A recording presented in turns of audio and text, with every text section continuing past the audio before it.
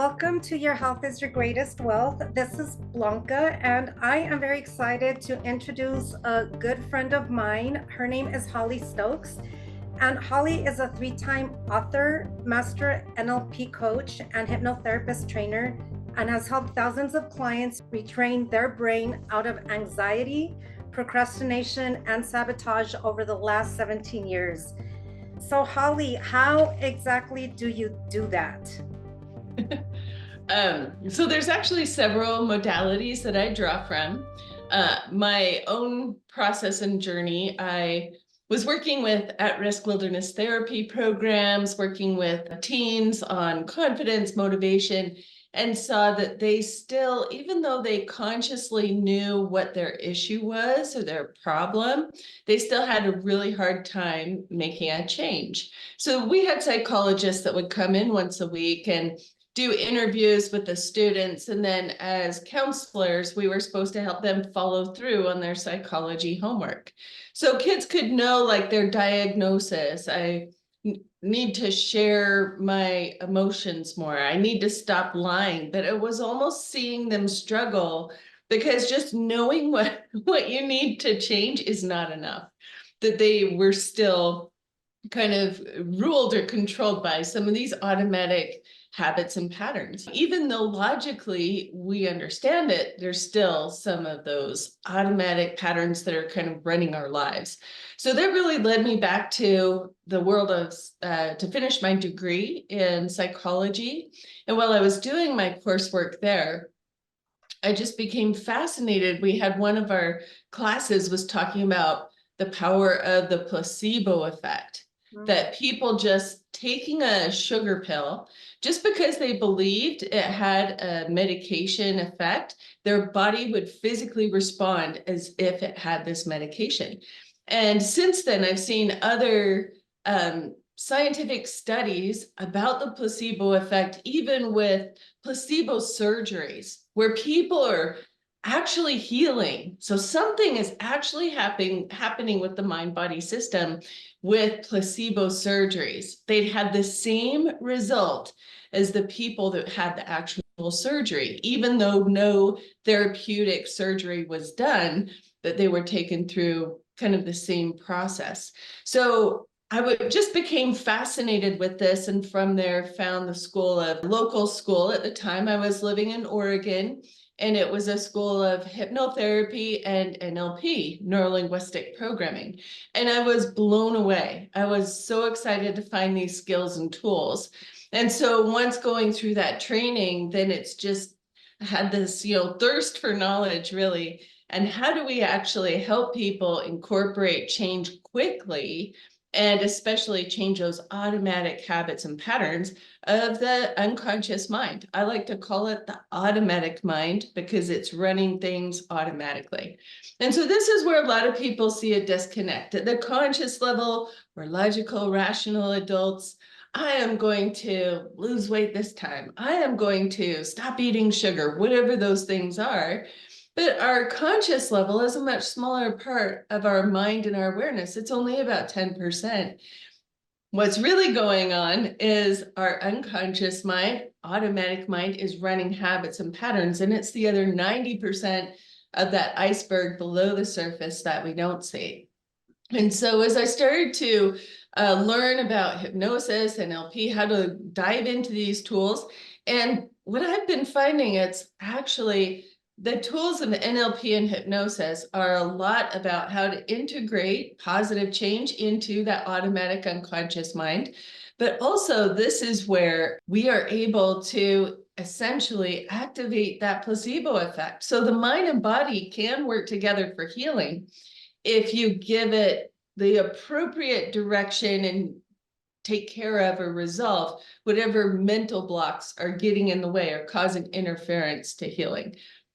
So I've just been fascinated with this field and been in it ever since.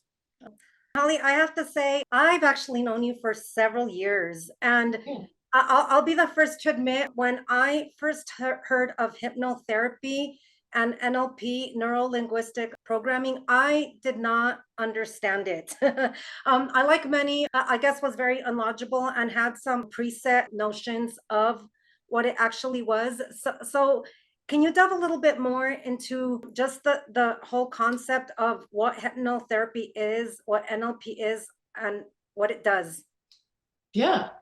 So, and I think there is still quite a bit of myths about hypnosis and what it actually is. And I remember going through my psychology classes in college, and we talked about hypnosis. It was basically a single paragraph in one of the books, and my hand shut up. I'm like, okay, hypnosis, what's going on there? And they said most of us think it's just playing along. They didn't really understand it. So the world of academia has a bias in that because it doesn't understand something, it will just dismiss it. So now we're starting to see a lot more research coming to light about the value and benefits of actually working with your mind in various ways, including research on meditation, research on mindfulness practice, and all of these are right in line and connected to hypnosis. In fact, meditation and hypnosis are kind of on the same plane. The only difference is that meditation is you taking your mind into an expansive, clear state, where hypnosis is guided. But it's the same kind of access or gateway to tapping into your own consciousness, your own mind system that actually interfaces with your body. So again, it's that mind-body connection that we're really tapping into. So in the world of academia, there is a bias because we can't explain it. We don't understand it. So it must not be true, right? I don't know what hypnosis are, what hypnosis people are. But then we also see the stage shows. And this was also kind of my bias in getting into the field of hypnotherapy. Most people are seeing stage shows and we enjoy watching the antics, and we see people like blanking out, not remembering, and we're like, they're losing memory. This is so weird. What's going on? Well, what they do in the stage shows, the hypnotist actually uses confusion patterns. Now, this is a stage show, so that the people look to the hypnotist for direction. And so in that kind of hyper focus that they utilize on stage, along with that confusion pattern, that's where you see people kind of blanking out, eating an onion, thinking it's an apple, or not remembering things. So in kind of the relaxation or the therapeutic aspect of hypnosis, how do we integrate positive change into the automatic mind? We don't need the mind to be blanking out or not remembering. In fact, I'm more of a believer that you're aware and awake the whole time. It can feel like your mind kind of checks out and then comes back.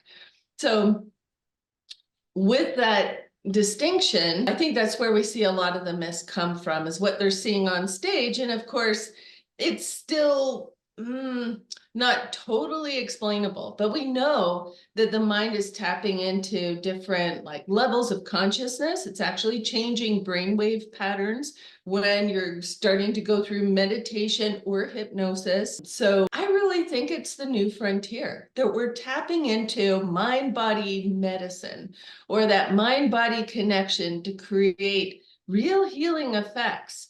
And we're going to see a ton of new research in this area. So I'm really excited about, that scientific information that's coming through.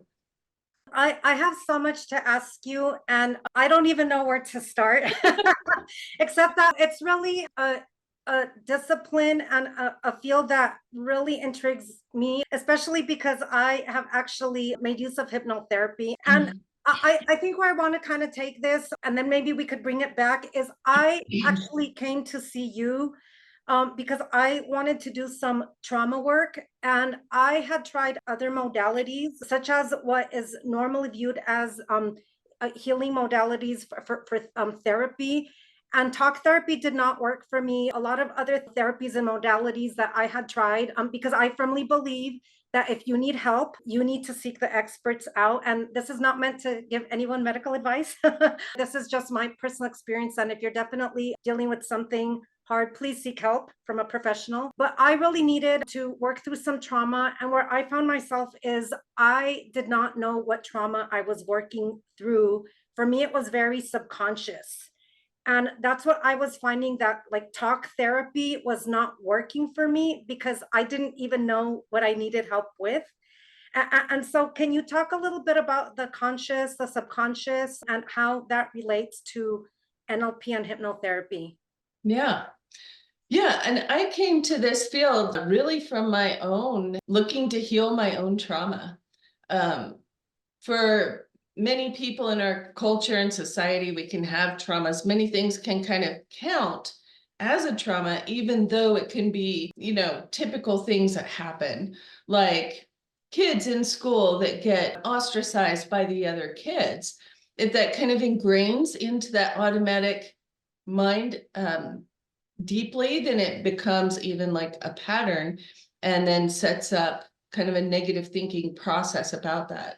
So from my own healing and working through trauma and PTSD and things like that, I just found this was amazingly helpful, because what we're actually doing, and we can look at this at a very practical level, is that it's not just that we have the initial experience, but it's what our mind says about it and what it creates on top of that experience that is part of what keeps us in that spinning cycle. Not thinking like, I'm not good enough, I can't do this, I can't do that, why am I this way? And so this is also where these things are encoded, is in the unconscious mind, that automatic mind. So just talking about it logically, it's kind of, there's a disconnect between our logic awareness. Consciously, we can say, okay, I'm not going to be anxious. I'm not going to be anxious. But the unconscious mind, if it's running a habit, pattern, trigger of worry or anxiety in different situations, it just flips on. It just runs it automatically. So you can have all of the conscious talk about it. You can know all the reasons that you want to change it, or you can know all the reasons why it's bad. But that logic level, often there's a disconnect with the unconscious mind. So really, it's about how do we take those positive focuses into that automatic mind, that unconscious mind, and really create an update. And this is where it's different from, going to therapy is great. I highly support therapy. There's amazing, wonderful therapists out there. And recognizing that there are better tools all the time coming forward in all of our industries. Energy medicine gave us things like tapping, EFT, emotional freedom technique, and that's been really amazing. I teach that to all of my anxiety clients. And there's different ways that you can use that as a tool to help the brain interrupt the old habit and create new habits around it. So you can look at a very practical level. What is the brain doing? What is that automatic mind doing? And actually more likely is to call it the mind brain, because it is our physical brain that has habits, patterns, things wired in, but also our mind is tapping into our consciousness. So now we can get a little bit expansive, because who we are as humans are very dynamic. We're not just pre-programmed machines. And that's often how our Western medical tends to approach a lot of the illness and disease that we have in our culture. Anyway, that's an aside. So coming back to this concept, it's really recognizing that our brain is running habits and patterns.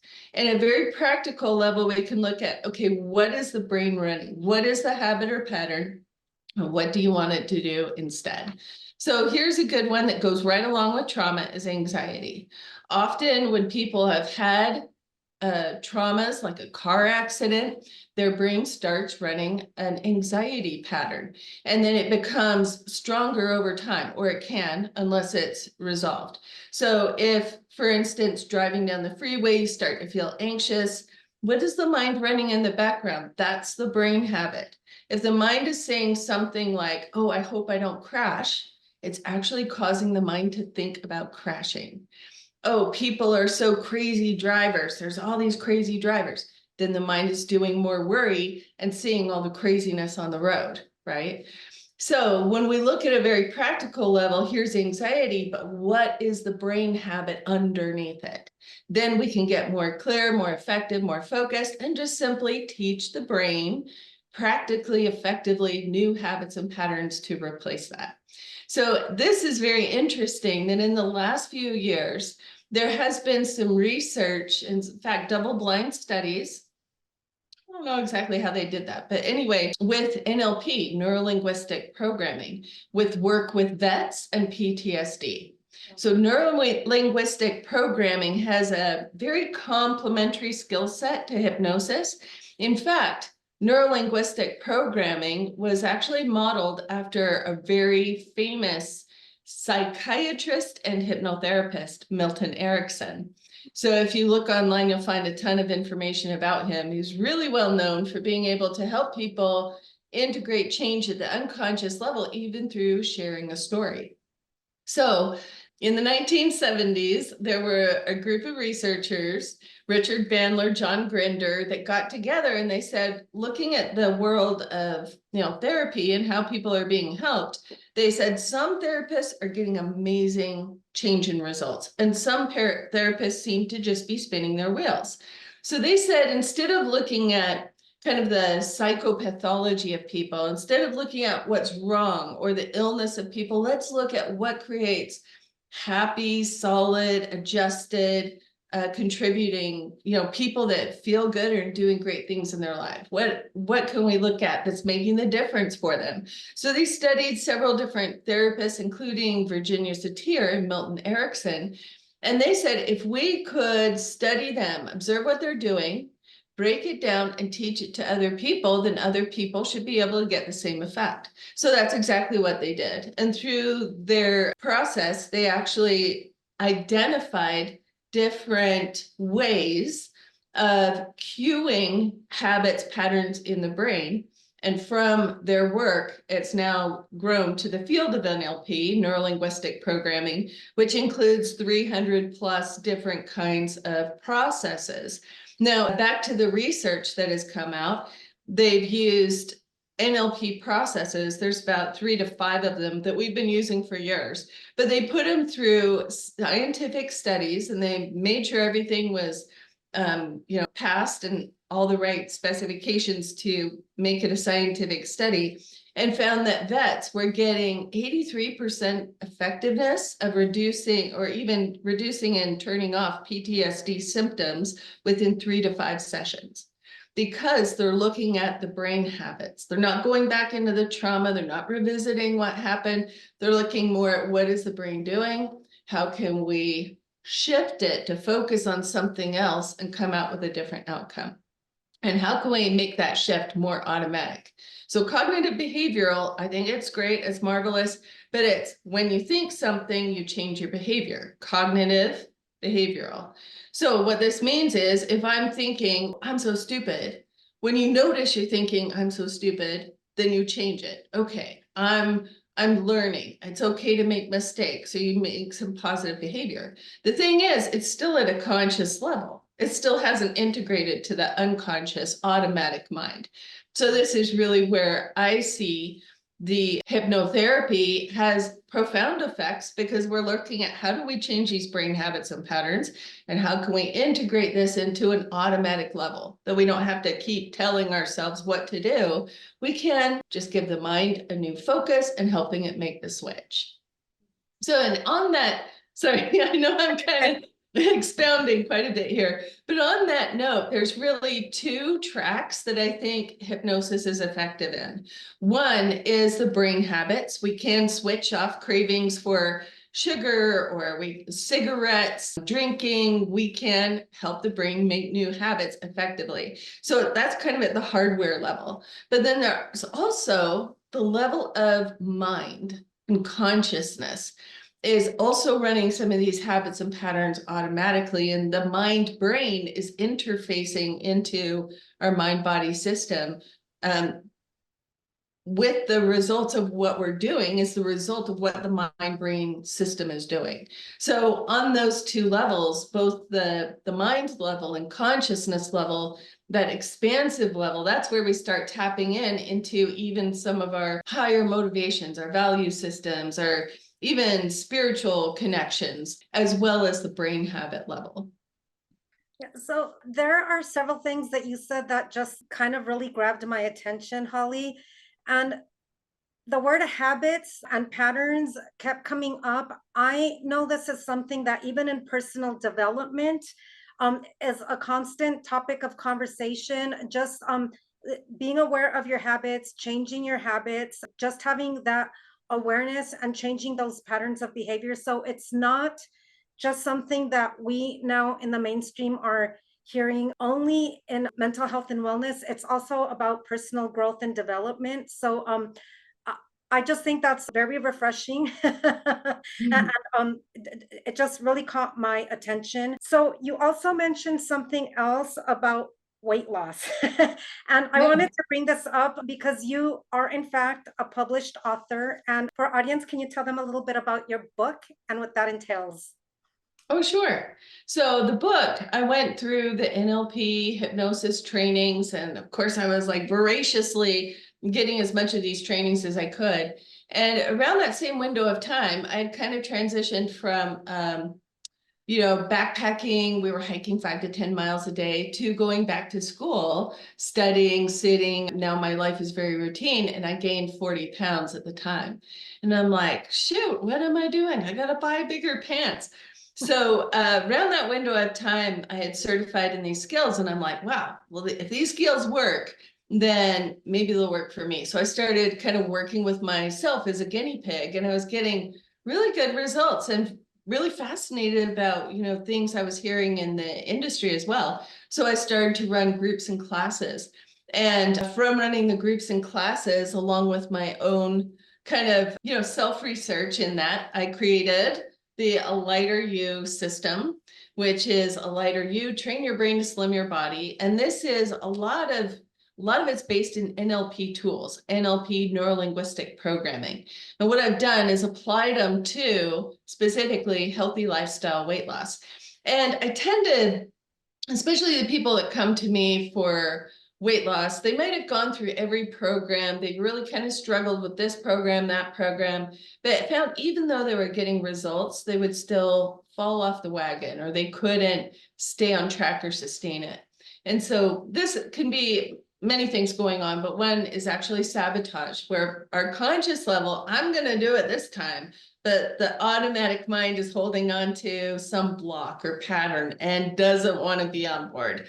So that's kind of where I work with people one-on-one. That's what we focus on. But in this book, I just thought that these tools and processes of NLP are so powerful, so effective, that more people should have access to them. So in the book, I do include like 29 different NLP processes, and there's a couple that I've actually created and made within my book as well. So, and from that, I also developed the 6 hypnosis CD set, A Lighter You mind body weight loss system, because we can look at, there are common habits and patterns to everyone in the field that want to lose weight, or I like to say want to lead a healthier, vibrant life, because it's not just about what our body looks like, it's about how we feel, how we feel, our energy system, and our engagement in the world around us. So the 6 CDs set is included in there. And then I had clients that were coming up to me and, in private sessions, and they're like, I've got calorie counting down. I know all the calories of all the products on the shelves at the store. I can calorie count. So I know if I eat this Snickers bar, I'm not going to eat dinner. I'm like, wait, this isn't helping you. Calorie counting doesn't tell you about the quality of food. True. And that's part of my history, my passion. I really came from feeling passionate about health and taking care of our bodies at a very natural level and very natural way. In fact, in my 20s, I certified as an herbalist with a natural health school. And I really wanted, like, this would probably be my secret agenda, to really help people get healthy, not just create the appearance of, your body being slim, but to really get to that, integrate that feeling of healthy and aliveness, that vibrance in who you are. And part of that comes from nutrition and listening to your body, and also really paying attention to the quality of foods that you're eating. So anyway, I bundled all of that together. It's called the A Lighter You system. And I still run classes and working with people around that system as well. Thank you, Holly. I want to go back to something that you said. And again, it has to do with the programming and the patterns. I've talked to so many people recently, and it just seems like that is such a common theme. Many of us who work on self-help, self-improvement, have become aware that we have these programmings, these stories we tell ourselves, these patterns that no longer serve us, habits we need to change. Why and how has that become such a prevalent, I guess, piece of self-work that more people are so in tune with these days? It's a really good question. How and why has it come to that direction? I think part of it is people are looking at, especially in the self-help industry, people are looking at what can I do to better my life? What can I do to better my health? And there's some very exciting things coming into the field with like biohacking, which are small and practical tools. And I love that. And I think people are also creating that awareness that we can take charge of the small and practical steps and really make an improvement or really make a difference that way. So I think that's how, and especially there's been a lot more brain research coming into focus, especially since I started my career in this field. We've had magnetic resonance, I can't remember, MRIs, but where we can see the brain active and working different areas of the brain. And so with this, I think there's been a lot more research coming forward. I remember when MRIs came out, it was one of my psychology classes, we were talking about it. And so now we just have this wealth of scientific information, and I would even dare say it's almost like an overload of information. So again, people are looking like, I can't know everything about, neurology and neuroscience, but if I can translate it into a small, easy step or a small habit or pattern that I can change, that makes it really usable. That's really something that can help us live our lives better. So that's kind of where I think things have come down to such a practical level and minute steps. Most people are overstressed, overwhelmed, overscheduled. We're not making time to have quietness or to go into reflection. And this is why things like mindfulness are coming to the forefront. Mindfulness, the power of now, the presence, because it's kind of an offset from where people are feeling stuck in the culture. So. And so, Holly, I can say from my own personal journey, as I was trying to heal from different things, what I was really looking at is the Western world, the United States in particular, is very prone to jump to a medication, to a magic pill, if you will, to try to cure what is wrong with you. And I listened to those commercials, and to me, the side effects always seem so much more ominous than what I was trying to cure. So I really did go on this journey for more naturopathic, holistic ways of healing that made me feel empowered. I was the one choosing my modalities of what I felt needed to heal me. And a lot of it was through experimentation. And it seems to be that a lot of the people that I have talked to and those alternate modalities of health and wellness, holistic, seem to have had a similar journey where they were in Western medicine, tried a lot of medicine, had side effects, or had loved ones that no longer resonated with them. They didn't want to do it the old way they were being told.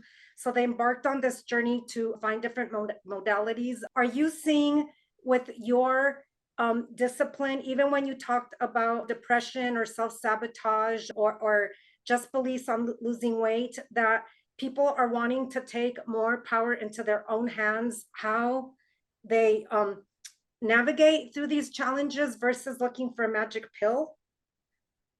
I would say yes. I think we're seeing this trend, and we know it's very much alive. It's a multi-billion-dollar industry. I think one of the statistics was one of the years, last few years, almost like $400 billion in the health and wellness industry. People are looking for better answers. And of course, I want to say, seek advice from your healthcare practitioner.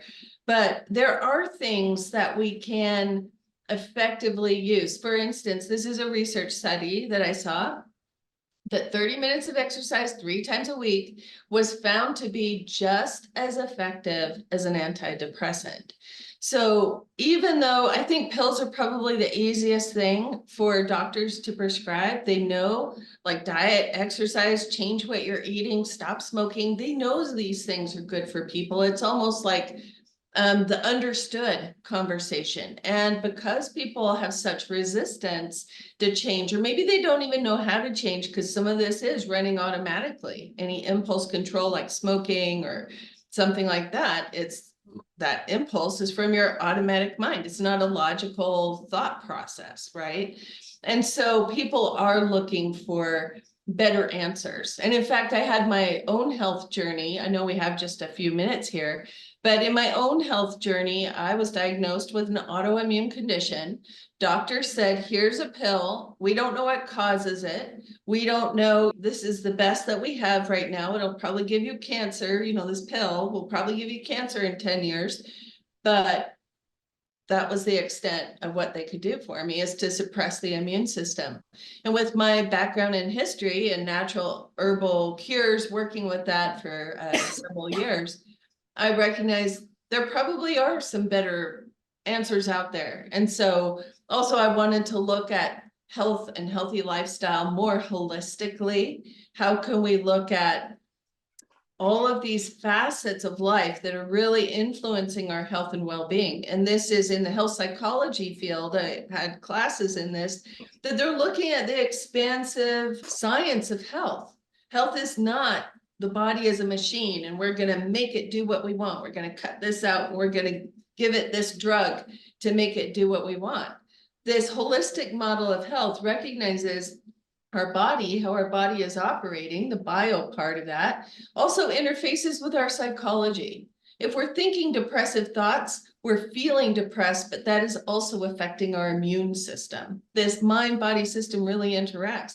Plus, our social connections. If we have positive social connections, that can boost your immune system. Negative social conversations will deplete your energy and deplete your immune system. So we know that all of these factors are integrating and or are affecting us. So people are naturally looking for the bigger conversation. What really is health, not just illness or disease? How can we really get mind, body, even spirit level into healthy, vibrance, purpose, passion, and feel really great in our lives, rather than feeling like symptoms are managed or that we're just functional enough to, do our job. So it took me a long time to kind of decode and figure out my own story, which included past trauma, negative thinking, anxiety, negative self-talk, negative self-criticism. But with each little step along the way, as I was utilizing neurolinguistic programming and hypnosis tools, life got better. And it got better and it got better and it got better by degrees. It didn't happen overnight for me. Some people can have things that happen overnight. That's great. But my process was a little bit slower. And I think I just needed to see all of the pieces along the way so that I could kind of be where I am now. So I think people really are looking for more of a holistic conversation about how all of these factors are affecting them, and how do we empower ourselves to take charge of our health rather than just, okay, I'll just cope with it, or, rather than actually heal it or resolve it, which is what your mind, body, spirit system is asking you to do. So, Holly, what I find really fascinating, and I want to delve into this deeper a different day, but you have brought up the mind-body connection several times in the context of passion, purpose, and feelings. I have talked to many personal development coaches, as well as coaches for athletes. And that is a common theme that keeps coming up. For example, coaches for athletes will work with their clients, their athletes, and tell them what feeling do you want to generate when they're on the track and see themselves running that race. And the same with personal development coaches. What feeling do you want to generate when you see yourself closing that deal? So, this to me is something very tangible in our practical lives that is not just in the realm of hypnotherapy, but just really coming to light to the mainstream that the feelings that you have really do affect your mind and your body. So I just wanted to thank you for that. And I just find that whole topic fascinating. Love a Me deep too. dive on that. Yeah, let's do it. So, Holly, I want to respect your time. And before I ask you a final question, was there something about NLP, hypnotherapy, blocks, reprogramming the mind that I did not know to ask you, or that you'd like to add to this conversation? Um, Nothing specifically comes to mind as maybe like content that's left out from this. I would just say recognize your health is a bigger conversation than kind of this mechanistic view of the body that we've been sold. Of course, you know, every industry is trying to make improvements and do their best. But really, I think we're looking at those bigger conversations. How can we recognize that health and well-being is really what we call it the biopsychosocial model. Our biology, our psychology, our social connections all interact. But also, you know, along with that, it's things that we wouldn't think about, like what is our toxic load? How many toxins are we being exposed to, or how many toxins or food additives are we taking in an unhealthy diet? That is creating extra stress on the body. So as we're looking for better answers, we also have to have these bigger conversations. And it's really exciting to see that come around. It's more of that holistic model, and not just what is our body kind of on that mechanical level, but how does our body connect with mind, body, and spirit? How do all of these aspects of who we are as really dynamic, amazing beings? If you think about it, it's really amazing that we're here in this complicated and overthinking things in this experience of life. And so having those bigger conversations, I think we're also finding more ways that we can be effective at taking charge of our health, our lifestyle, our energy, our vitality, and really living lives that we want to live. And I love inspiring people to their purpose, because that's where we get energy, drive, and achievement, and to creating their lifestyle in reality. So I love that integrated approach. And with that, I have a final question to ask you. So this is a health and wellness channel with the goal of helping our listeners make mind shifts and habit changes to value their health as their greatest wealth. With that in mind, I would like to gift our viewers with a framework to help improve their own health. What is a strategy, tool, or piece of advice that you can offer to our listeners to help them improve their own health?